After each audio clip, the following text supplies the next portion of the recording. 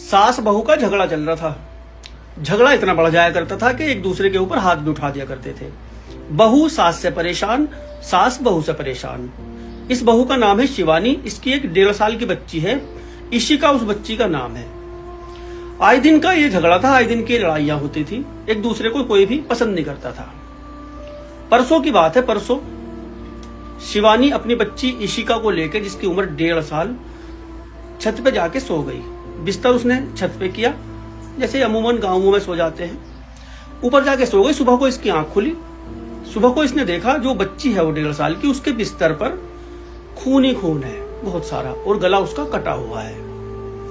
अब ये चीखी चिल्लाई, पड़ोसी इकट्ठा हो गए, मोहल्ले के लोग आ गए। क्या हुआ, क्या देखा बच्ची की हालत? अरे भाई, किसने काट दिया गला 1.5 साल की मासूम बच्ची का?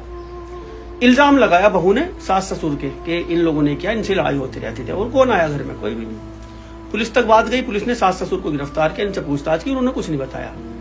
एक 16-17 साल की इसकी नंद है। उस नंद से पूछताछ की पुलिस ने। पुलिस के सवालों में वो उलझ गई। उसने कबूल कर लिया। उसने बताया कि जो मम्मी है, जो सास है, ये बहू को सबक सिखाने के लिए आतुर थी, कुछ भी करने के लिए तैयार थी। रात के वक्त ये तीनों लोग, सास ससुर भी और ये नंद भी, उस बच्ची की बुआ, ये छत पे गए। वहां बच्ची के दादा ने बच्ची की दादी को, सास को ब्लेड दिया कि काट दे गला। उसने मुंह दबाया उस बच्ची का और गले पे ब्लेड चला दिया, गला काट दिया। गला काट के चुपचाप नीचे आ गए बहू को सबक सिखाने के लिए। 1.5 साल की बच्ची।